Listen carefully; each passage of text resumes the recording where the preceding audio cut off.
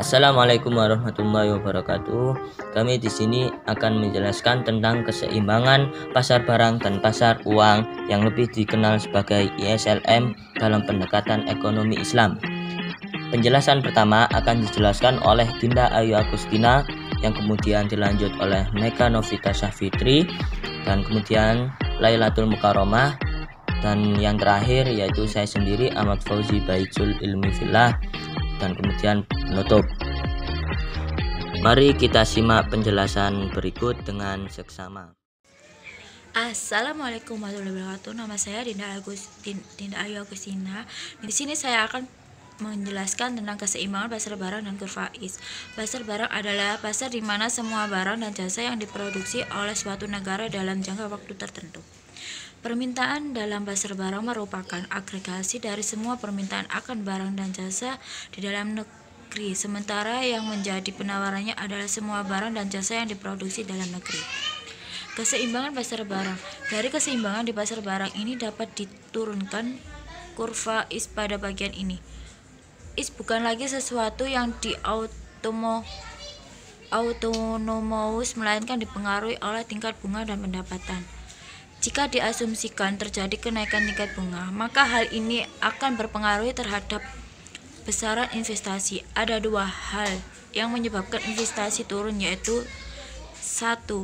Dengan naiknya suku bunga, maka untuk melakukan investasi diisyaratkan tingkat pengembalian yang lebih tinggi agar biaya bunga pinjaman tertutupi. 2. Masyarakat lebih memilih untuk menyimpan uang di bank yang relatif dan tidak berisiko. Dampak kenaikan suku bunga. Dalam bahasa yang lebih sederhana, kenaikan tingkat bunga akan mengakibatkan turunnya investasi dan akibatnya akan mengakibatkan turunnya output secara nasional. Turunnya output ditunjukkan oleh pergeseran nilai Y ke kiri menjadi Y. Pergeseran nilai output Y yang lebih besar dibandingkan dengan berkurangnya nilai investasi dikarenakan adanya faktor multiplier. Efek turunnya output dikarenakan turunnya suku bunga dapat digambarkan dalam suatu kurva yang disebut dengan kurva IS. Proses penurunnya kurva IS, kondisi awal terjadi keseimbangan pada titik A dan dengan Y.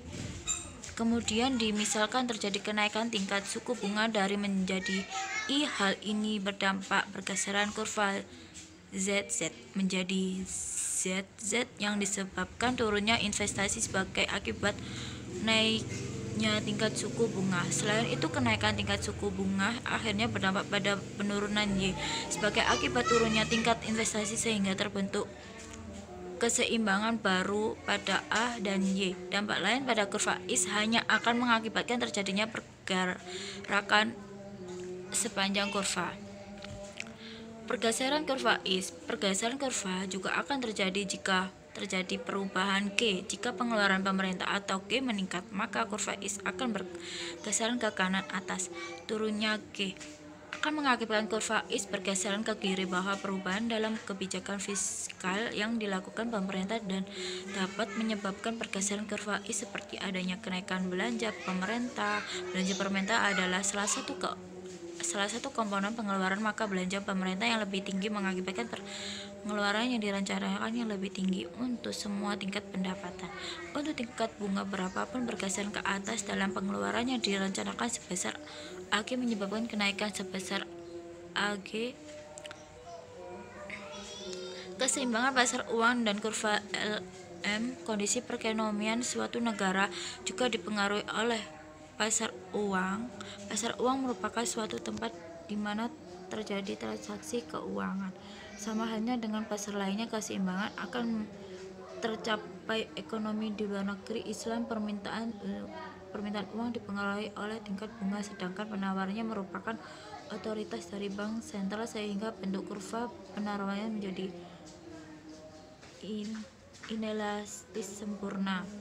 Sedangkan kenaikan suku bunga akan menurunkan permintaan uang. Keseimbangan kurva ISLM. Keseimbangan yang terjadi merupakan keseimbangan antara pasar uang dan pasar barang. Dalam rumus, IS sama dengan C dalam kurung Y dikurangi T ditambah I dalam kurung Y, I ditambah G. LM sama dengan M bagi P sama dengan Y L dalam kurung I. Bahwa kurva IS merupakan kurva yang menghubungkan antara I dan Y pada saat pasar barang dalam kondisi equilibrium. Sedangkan kurva LM merupakan kurva yang menghubungkan antara Y dan I pada saat pasar uang dalam kondisi equilibrium. Keseimbangan ISLM merupakan keseimbangan dalam perekonomian. Pada gambar di bawah ini, keseimbangan terjadi pada titik A, yaitu pada tingkat pendapatan sebesar Y dan tingkat bunga sebesar IO. Dalam keseimbangan ini diasumsikan pasar uang dan barang dalam kondisi equilibrium. Dampak kebijakan pada keseimbangan ISLM. Jika pemerintah menerapkan kebijakan fiskal atau TG, maka perubahan ini hanya akan mengakibatkan perubahan di kurva IS, sedangkan kurva LM relatif tetap. Sedangkan jika bank sentral menerapkan kebijakan moneter, maka hal ini hanya akan mempengaruhi kurva LM, sedangkan kurva IS tetap. Kebijakan fiskal. Perubahan pengeluaran pemerintah dapat ditinjau dari dua perspektif, yaitu peningkatan pengeluaran pemerintah atau penurunan pengeluaran pemerintah. Tetapi kedua-duanya berdampak pada pergeseran kurva keseimbangan pasar barang, yaitu IS. Jika pengeluaran pemerintah mengalami kenaikan, maka kurva IS bergeser akibat bergesernya kurva IS ke IS aksen. Berdampak pada kenaikan tingkat suku bunga dari I menjadi I aksen. Begitu juga income, naik dari Y menjadi Y aksen dengan asumsi kurva LM tetap. Kebijakan moneter. Kebijakan moneter biasanya terkait dengan kebijakan jumlah uang beredar atau money supply yang dilakukan oleh otoritas moneter yang dalam hal ini bank sentral. Adanya kebijakan dalam bidang moneter berdampak pada pergeseran kurva LM. Terlihat bahwa dengan meningkatnya jumlah uang beredar menyebabkan bergesernya kurva LM ini berdampak pada penurunan tingkat suku bunga dari I ke I aksen dan meningkatnya output dari Y menjadi Y aksen. Dalam tabel ini menjelaskan dampak kebijakan fiskal dan moneter terhadap IS dan LM yang terjadi pada saat pajak naik dan turun, belanja pemerintah naik dan belanja pemerintah turun, dan juga uang beredar bertambah serta uang beredar menurun. Dalam menjelaskan model IS, kurva yang menggambarkan keseimbangan di pasar barang kan menjelaskan terlebih dahulu dari fenomena permintaan, investasi di pasar barang. Terkait dengan keuntungan, besarnya keuntungan ini akan diukur dengan menggunakan besaran standar upah minimum. Singkatnya, kesediaan seorang entrepreneur untuk menggeluti suatu bisnis akan tergantung kepada besaran risiko dan keuntungan, di mana penjumlahan secara simultan antara besaran upah minimum. Keseimbangan pasar barang dan pasar uang dalam perspektif Islam. Kalau kita telaah, pasar barang dalam pemikiran konvensional, komponen-komponen penyusunnya antara lain adalah konsumsi, investasi, dan pengeluaran pemerintah. Jika secara matematis, hubungan ini dapat dituliskan sebagai berikut. Kurva IS bagi Y sama dengan Y kurangi T, I dalam kurung Y, I, dan G.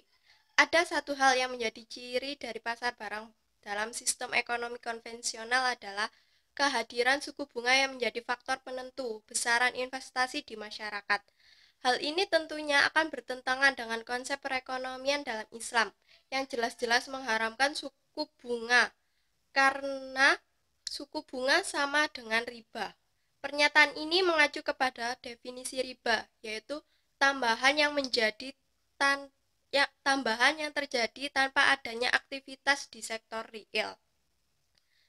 Dalam Islam, suku bunga diganti dengan ekonomi bagi hasil, sehingga insentif dalam melakukan kan investasi adalah besaran bagi hasil.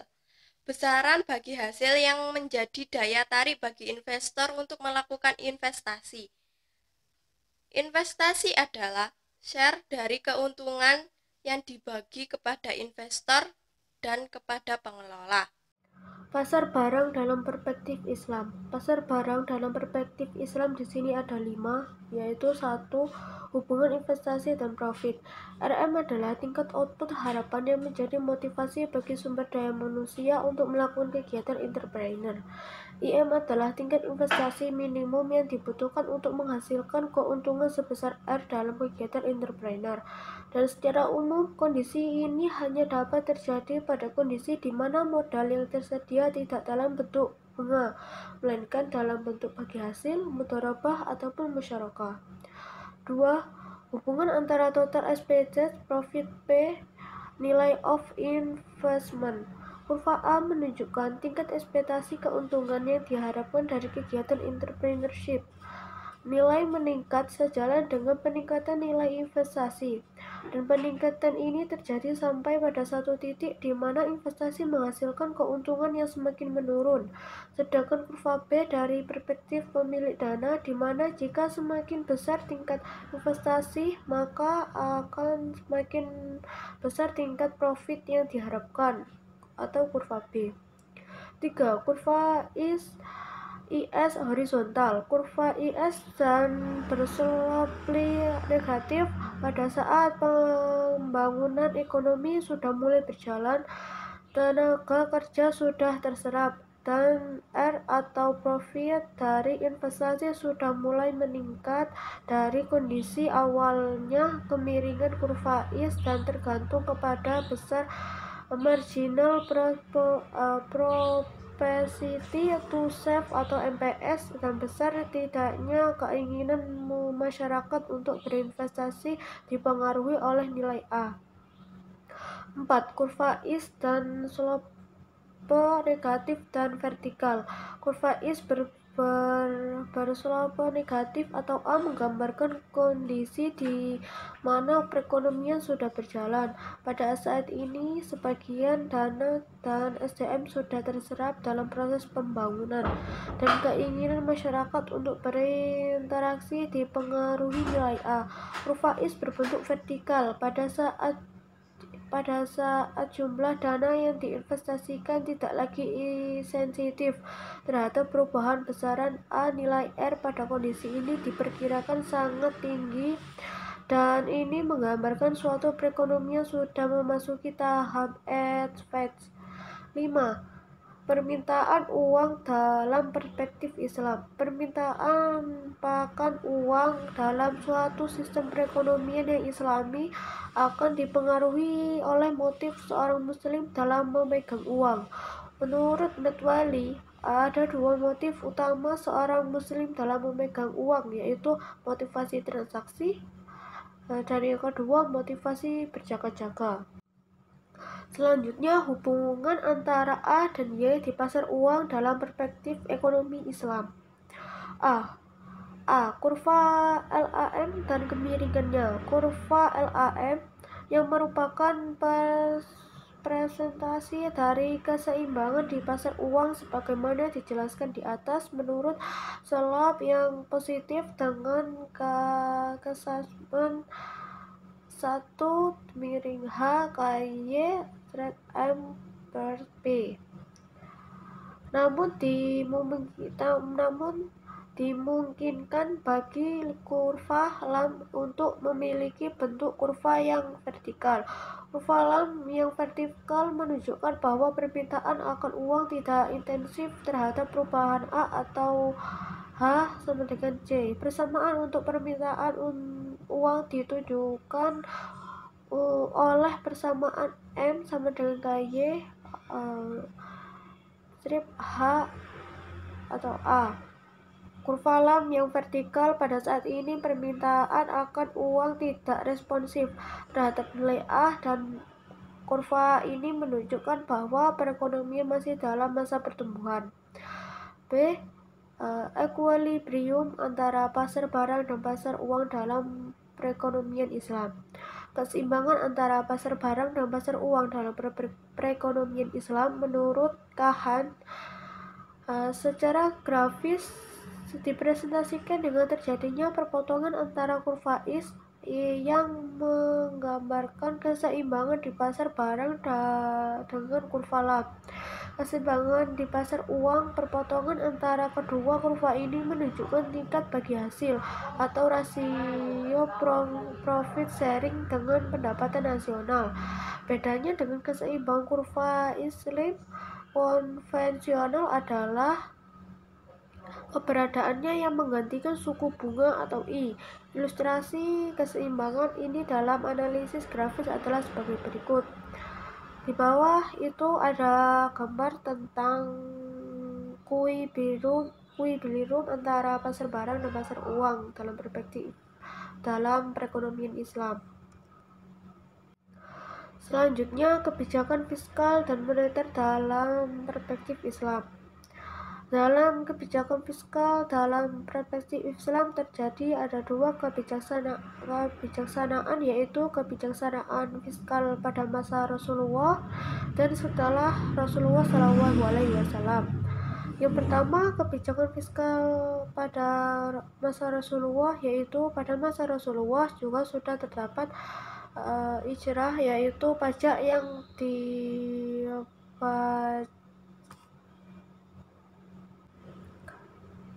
kebijakan fiskal pada masa Rasulullah. Pada masa Rasulullah juga sudah terdapat jizyah, yaitu pajak yang dibayarkan oleh orang non-muslim, khususnya ahli kitab, untuk jaminannya perlindungan jiwa, properti, ibadah, bebas dari nilai-nilai dan tidak wajib militer. Besarnya ijrah satu dipertahankan untuk orang dewasa yang mampu membacanya. Tujuan utamanya adalah kebersamaan dalam menanggung beban negara yang bertugas memberikan perlindungan, keamanan, dan tempat tinggal bagi mereka, dan juga sebagai dorongan kepada kaum kafir untuk masuk Islam. Ijazah merupakan hak Allah yang diberikan kepada kaum muslimin dari orang-orang kafir sebagai tanda tunduknya mereka kepada Islam. Ijazah masih terkait dengan hasil dakwah dan jihad kaum muslimin. Yang kedua, Khalifah Abu Bakar As-Siddiq,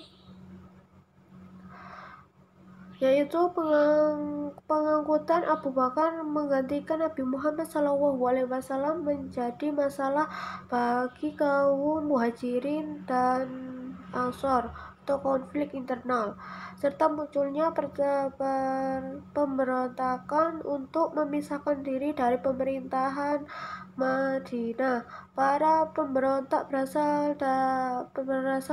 berasal dari dua kelompok. Kelompok yang pertama yaitu mereka yang kembali menyembah berhala di bawah pimpinan Musailamah, Tulaijah, Sajah, dan lain-lain.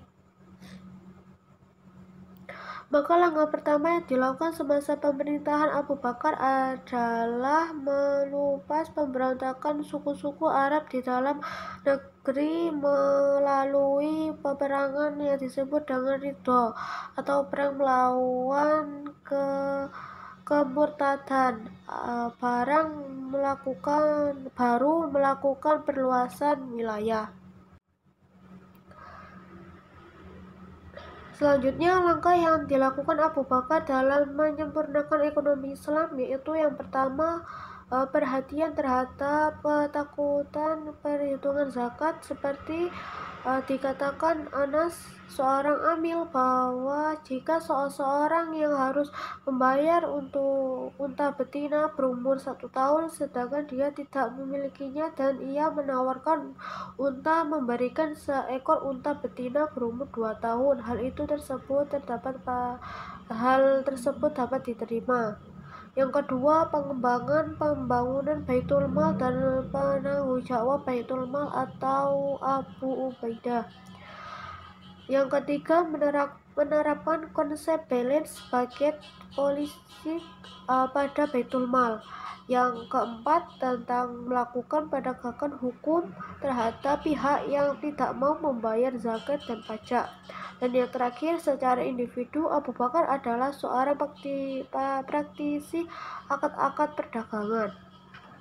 Assalamualaikum warahmatullahi wabarakatuh. Di sini saya akan melanjutkan penjelasan dari yang sebelumnya tentang kebijaksanaan fiskal masa setelah Rasulullah pada masa Khalifah Umar bin Khattab. Umar memerintah hanya selama 10 tahun. Akan tetapi, dalam periode yang singkat itu banyak kemajuan yang dialami umat Islam. Kalau boleh dikatakan, pemerintahan Umar merupakan abad keemasan dalam sejarah Islam. Dalam aspek ekonomi, sistem ekonomi yang dikembangkan berdasarkan kepada keadilan dan kebersamaan, dan disinilah letak ketinggian ajaran Islam. Sistem tersebut didasarkan pada prinsip pengambilan sebagian kekayaan orang-orang kaya untuk dibagikan kepada orang-orang yang miskin. Semua faktor produksi yang dimiliki tiada berada dalam kekuasaan individual, tetapi semua faktor produksi tanah kerja, modal, tenaga kerja, dan organisasi berada pada satu komunitas.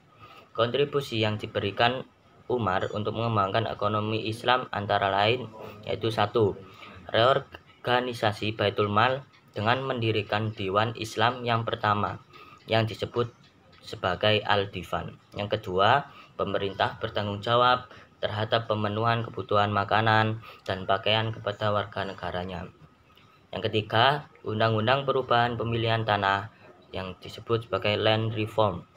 Yang terakhir yaitu pengelompokan pendapatan negara dalam 4 bagian. Yang selanjutnya adalah pada masa Khalifah Utsman bin Affan. Pada awal pemerintahan Utsman mencoba melanjutkan dan mengembangkan kebijaksanaan yang dijalankan oleh khalifah sebelumnya, yaitu Khalifah Umar. Pada 6 tahun kepemimpinannya ada hal-hal yang dilakukan sebagai berikut, yaitu 1. Pembangunan pengairan. Yang kedua, pembentukan organisasi kepolisian untuk menjaga keamanan perdagangan. Yang ketiga yaitu pembangunan gedung pengadilan guna penegakan hukum. Yang keempat yaitu kebijakan pembagian lahan luas milik Raja Persia kepada per individu, dan hasilnya mengalami peningkatan bila dibandingkan pada masa Umar dari 9 juta menjadi 50 juta dirham. Yang terakhir yaitu selama 6 tahun terakhir dari pemerintahan Utsman, situasi politik negara sangat kacau. Kepercayaan terhadap pemerintahan Utsman mulai berkurang, dan puncaknya rumah Utsman dikepung dan beliau pun dibunuh dalam usia 82 tahun. Yang selanjutnya yaitu Khalifah Ali bin Abi Thalib. Ali berkuasa selama 5 tahun. Sejak awal Ali selalu mendapat perlawanan dari kelompok yang bermusuhan dengannya, yaitu kaum Khawarij, dan peperangan yang berkepanjangan dengan Muawiyah yang memproklamirkan dirinya sebagai penguasa yang independen. Khalifah Ali memiliki konsep yang jelas tentang pemerintah dan administrasi umum. Konsep ini dijelaskan dalam suratnya yang ditujukan kepada Malik Aster bin Harith, di mana surat tersebut mendeskripsikan tugas, kewajiban, dan tanggung jawab penguasa penyusun prioritas dalam melakukan dispensasi terhadap keadilan, kontrol terhadap pejabat tinggi dan staf-staf, menguraikan pendapat pegawai administrasi, dan pengadaan bendahara. Beberapa perubahan kebijaksanaan yang dilakukan pada masa Khalifah Ali antara lain: 1. Pendistribusian seluruh pendapatan yang ada pada Baitul Mal, berbeda dengan Umar yang menyisihkan untuk cadangan. Yang kedua yaitu pengeluaran angkatan laut dihilangkan. Yang terakhir yaitu adanya kebijakan pengetatan anggaran. Yang selanjutnya yaitu tentang kebijakan moneter dalam perspektif Islam. Dalam perekonomian Islam, sektor perbankan tidak mengenal instrumen suku bunga. Sistem keuangan Islam menerapkan sistem pembagian keuntungan dan kerugian profit and loss sharing, bukan kepada tingkat bunga yang telah menetapkan tingkat keuntungan di muka. Besar kecilnya pembagian keuntungan yang diperoleh nasabah perbankan Islam ditentukan oleh besar kecilnya pembagian keuntungan yang diperoleh bank dari kegiatan investasi dan pembiayaan yang dilakukan di sektor real. Jadi, dalam sistem keuangan Islam, hasil dari investasi dan pembiayaan yang dilakukan bank di sektor real yang menentukan besar kecilnya pembagian keuntungan di sektor moneter. Artinya, sektor moneter memiliki ketergantungan pada sektor real. Jika investasi dan produksi di sektor real berjalan dengan lancar, maka return pada sektor moneter akan meningkat. Pendapatan makin besar, permintaan akan uang untuk tingkatan pendapatan agregat tertentu. Dalam perekonomian Islam, permintaan akan dana untuk investasi yang berorientasi kepada modal sendiri akan merupakan bagian dari permintaan transaksi total dan akan bergantung pada kondisi perekonomian dan laju keuntungan yang diharapkan, yang tidak akan ditentukan di depan. Karena itu, kebijakan moneter yang diformulasikan dengan sebuah perekonomian Islam adalah menggunakan variabel cadangan uang dan bukan suku bunga. Bank sentral sendiri harus menggunakan kebijakan moneternya untuk menghasilkan suatu pertumbuhan dalam sirkulasi uang yang mencukupi untuk membiayai pertumbuhan potensial dalam output selama periode menengah dan panjang dalam kerangka harga stabil dan sasaran sosioekonomi lainnya. Tujuannya untuk menjamin ekspansi moneter yang pas, tidak terlalu lambat tetapi juga tidak terlalu cepat, mampu menghasilkan kesejahteraan yang merata bagi masyarakat. Laju pertumbuhan yang dituju haruslah yang bersifat berkesinambungan, realistis, serta mencakup jangka menengah dan jangka panjang. Slide yang selanjutnya adalah kesimpulan. Pasar barang adalah pasar di mana semua barang dan jasa yang diproduksi oleh suatu negara dalam jangka waktu tertentu. Permintaan dalam pasar barang merupakan agregasi dari semua permintaan akan barang dan jasa yang diproduksi dalam negeri. Sementara yang menjadi penawarannya adalah semua barang jasa yang diproduksi dalam negeri. Pada sistem ekonomi Islam bunga tidak diberlakukan. Maka dari itu, keseimbangan yang terjadi pada pasar barang pada ekonomi Islam sangat berbeda dengan sistem ekonomi konvensional. Dalam sistem ekonomi Islam, yang ada hanyalah motif transaksi dan berjaga-jaga, sehingga permintaan uang dalam ekonomi Islam berhubungan dengan tingkat pendapatan, sedangkan kemiringan kurva IS bergantung pada tingkat sensitivitas investasi terhadap perubahan tingkat bunga. Begitu pula pada kemiringan kurva LM, bergantung pada tingkat sensitivitas permintaan uang terhadap tingkat bunga. Dampak perubahan kurva dapat terjadi jika pemerintah menerapkan kebijakan fiskal, maka mengakibatkan perubahan pada kurva IS sedangkan kurva LM relatif tetap. Sedangkan jika bank sentral menerapkan kebijakan moneter, maka hal ini hanya akan memengaruhi kurva LM, sedangkan kurva IS relatif tetap. Jika pemerintah menerapkan kebijakan campuran, yaitu kebijakan fiskal dan moneter, maka akan terjadi pergeseran kurva IS maupun kurva LM.